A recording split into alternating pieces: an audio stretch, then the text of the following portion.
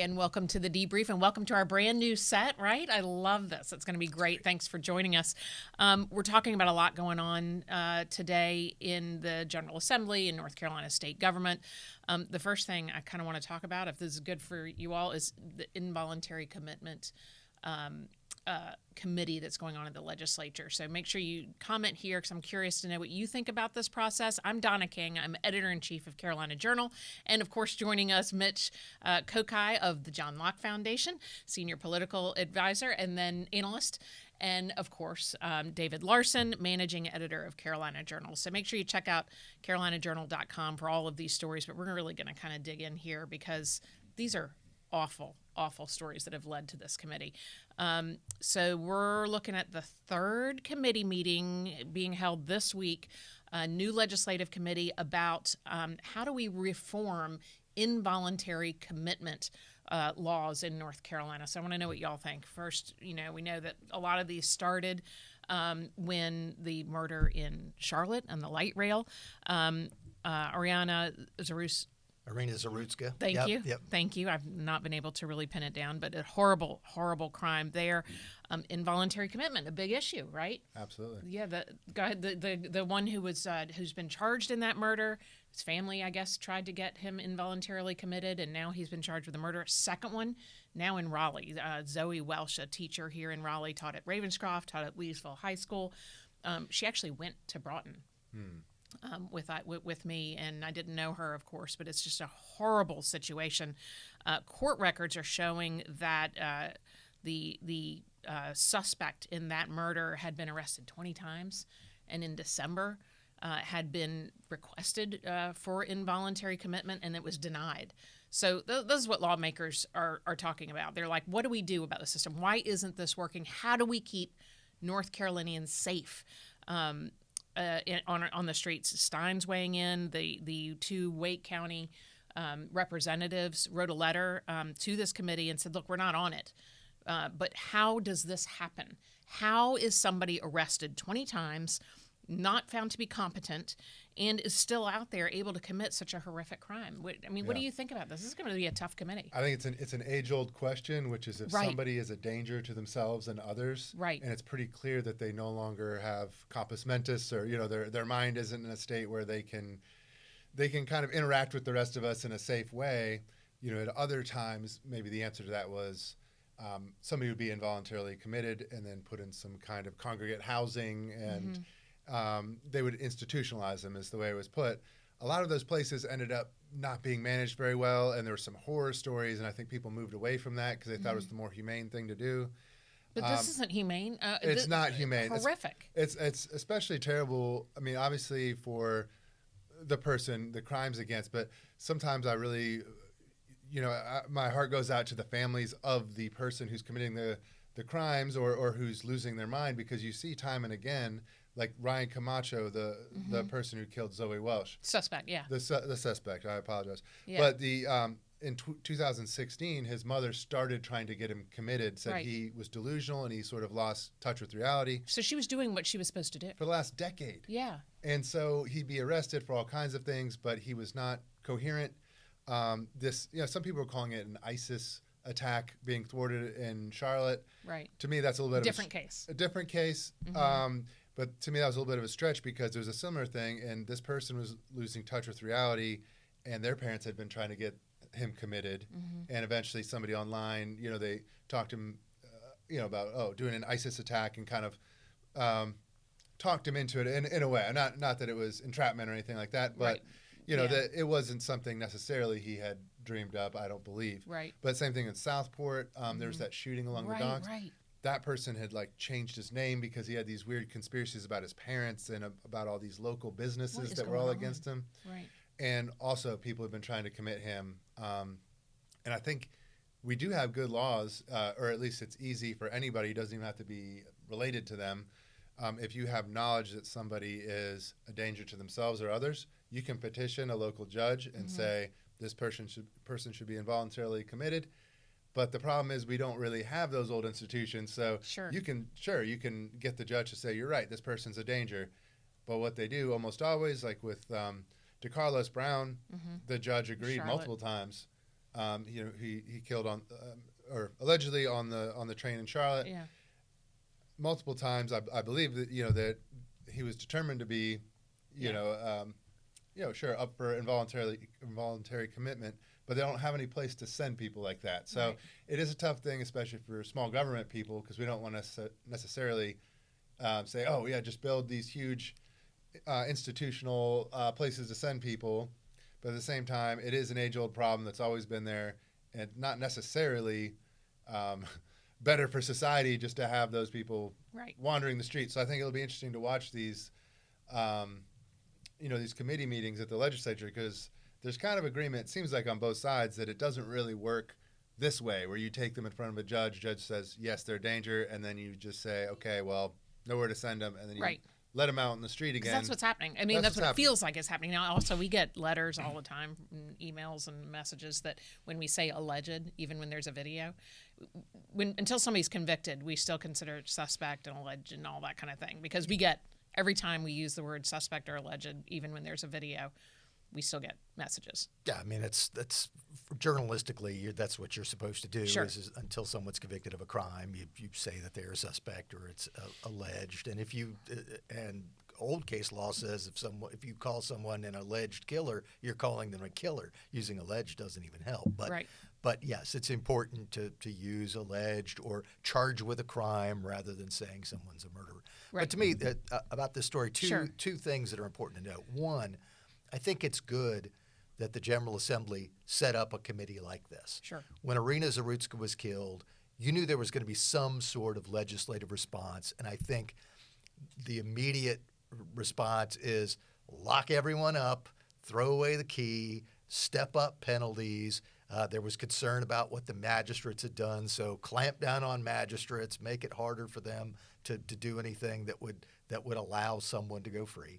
And some of that was warranted. But I think the fact that they also saw that this involuntary commitment process needed some sort of review and reform, that's a good thing. Now, whether we come up with a good plan, I mean, I think David's right on point that this is a problem that's been around for a long time, and there are no easy answers. It's not as if this committee is going to come up with something and say, oh, here's the solution, and they put it in there and this solves all the problems. But the fact that they're looking into it and drawing attention to this issue, I think, is good. The second piece kind of follows from the first, and that is it's really tough to come up with a solution that works for this issue.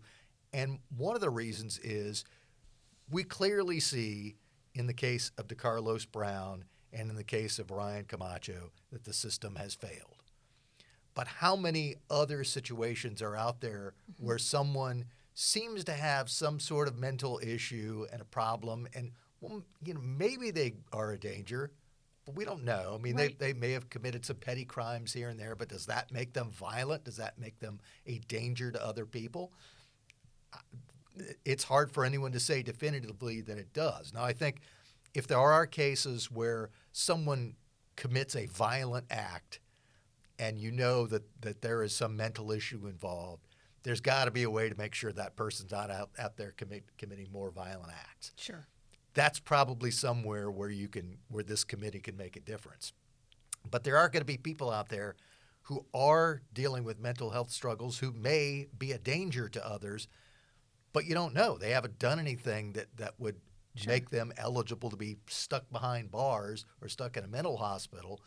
And finding a way to sort of thread that needle that you get the people locked up who need to be locked up, either behind prison bars or in a mental health facility where they can get the attention they need.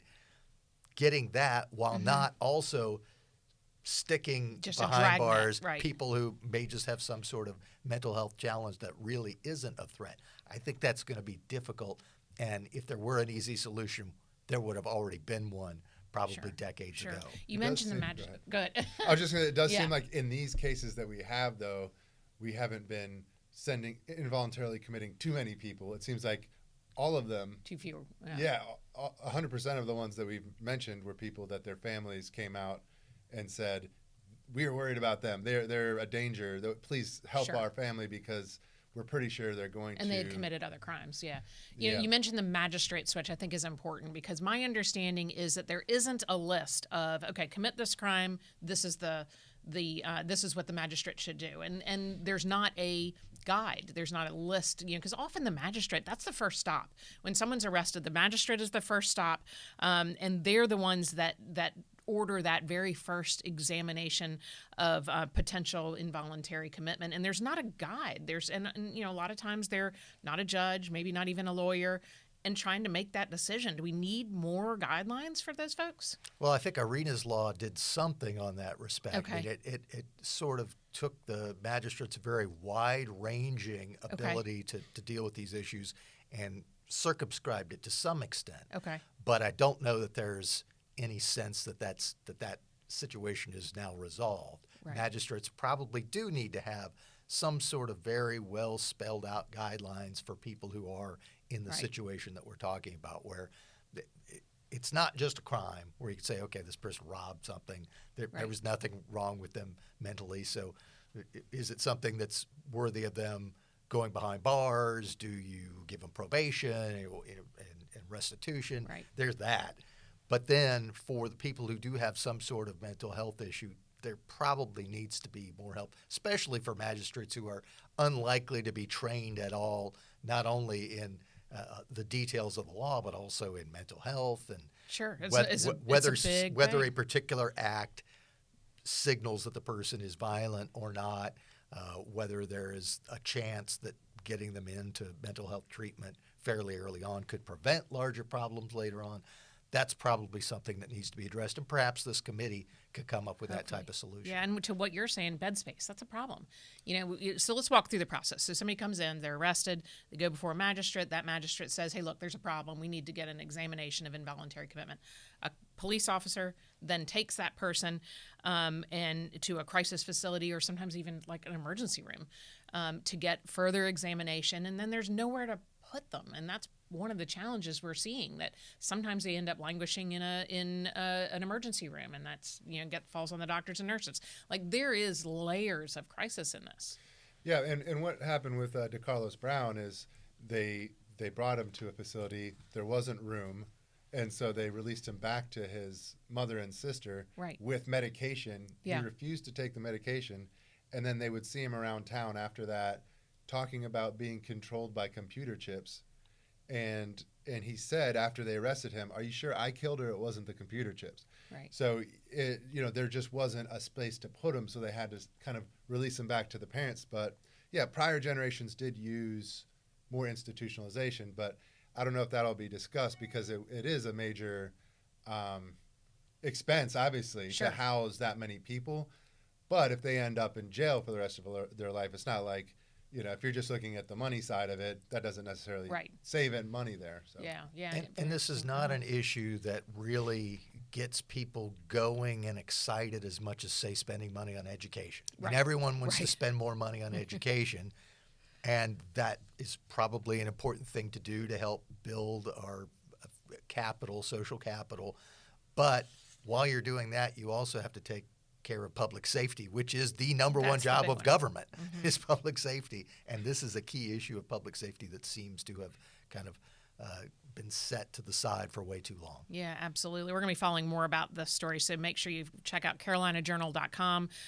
So we'll have the latest on this committee hearing as it continues going. This week's hearing is the third. So I expect some results coming out of it hopefully soon, but it's going to be a long process, I think.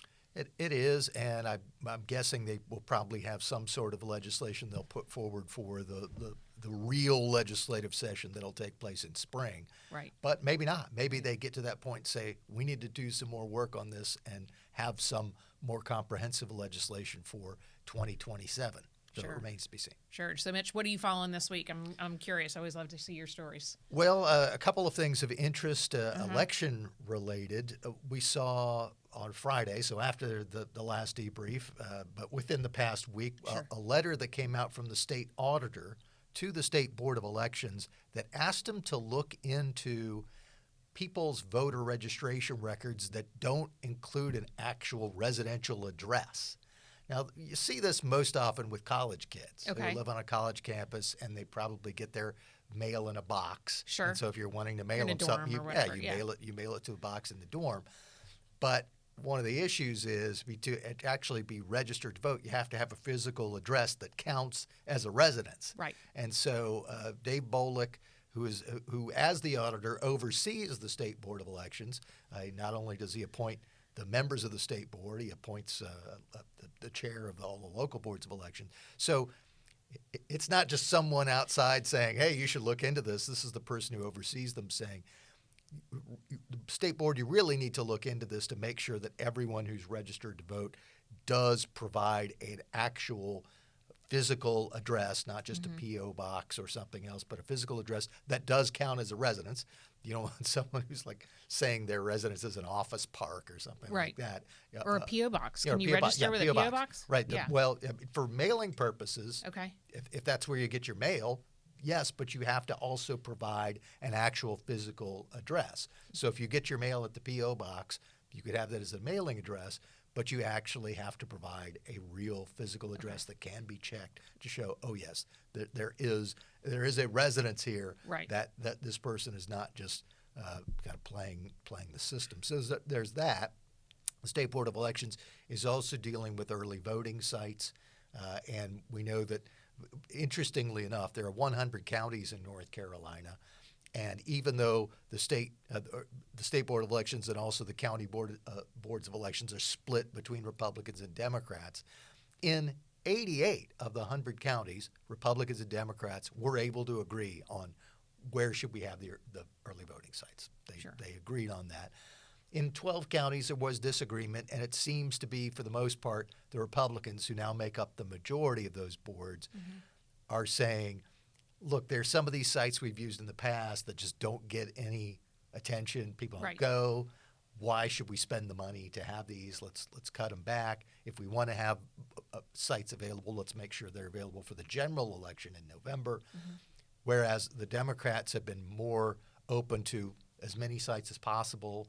Let's have, they aren't paying attention to, or at least they're not giving as much weight to the expense of it as the availability and making sure it's open to people. And there's some dispute at some of these local levels about Sunday voting and whether there should be Sunday voting, and if so, how much. Republicans leaning to less Sunday voting, sometimes saying, because people aren't doing it, right. Why should we spend money when they're not doing it? And the Democrats being more open to the Sunday voting, which is not atypical. That has been true in the past. So there's that. And then one other final election-related note of interest. There was a lawsuit, remember, over voter registration information and the Federal Help America Vote Act that pitted the U.S. Justice Department, led by Assistant Attorney General Harmeet Dillon, who grew up in Johnston County, interestingly enough, against the State Board of Elections. The Justice Department saying the State Board did not have complete voter registration records because they didn't have last four digits of a Social Security number or driver's license number. State Board of Elections was very interested in dealing with that issue, so that lawsuit that was filed in the spring last year was actually resolved within a few months. In September, they came up with a deal, the state and the feds, and U.S. Chief District Judge Richard Myers signed off on that deal. But the Democratic National Committee and the North Carolina Alliance for Retired Americans, which is a group that works with Mark Elias, Democratic lawyer and operative. If you know, you know. Yeah, if you know, Elias has been involved in lots of stuff over the years. Part of the Russia Gate and the crazy. He was involved in all of that. Sue to your blue. All So yes, Elias is involved if there's a lawsuit. The settlement is in place and is probably not going to go anywhere. So we will see the Board of Elections continue to work on the registration repair project, adding more information to people's voter rolls, and the Justice Department seems to be fine with that. All right. Good. Yeah, I think it's kind of interesting to watch. There's so many of these little battles that the Democrats tend to focus on increasing access and making sure everybody can vote, and there's plenty of early voting locations and all of that. And maybe you don't need to fill in all these HAVA numbers. And so on one side, it's a little bit, about laxity and just making sure everybody can vote. And then a lot of these issues, the Republicans are really trying to make sure that there's no loopholes for people to put in a bad voter registration or to, be registered as a candidate while you're at a PO box, and so they really Sure. kind of close Just those. cleaning up the system. Yeah, so it's interesting to watch that because there's always that push and pull there. Something I've been looking at this week, I guess, is the Pat Harrigan, the congressman, had put a letter to Josh Stein asking him to kind of revoke a bunch of the commercial driver's licenses. In North Carolina, those who drive these big trucks, right? Yes, because there was a federal audit that was done that found 54% of them, the majority of these CDL licenses coming out of North Carolina, had been issued illegally or improperly. Like not following federal law. Not following the federal law, more improperly, I guess, just that they wouldn't verify that their legal status was right, or if it might have already expired and they would issue it anyways, things like that. Yikes. So they found that many issues with it. And so the issue actually came to the attention of the federal government through the Owner-Operator Driver Independent Drivers Association, this national association that had been kind of focusing on North Carolina for a while, thinking they're trying to have make sure that the CDLs are proper and everything's safe on the road for their drivers, and they're frustrated for a while with North Carolina. So it's kind of embarrassing for us that national groups of drivers noticed this and said, North Carolina's way off here. And then after a federal audit, proved it even more so, that 54%. So we'll see if Stein reacts to that. I believe other congressmen signed on to the letter too, and from Harrigan.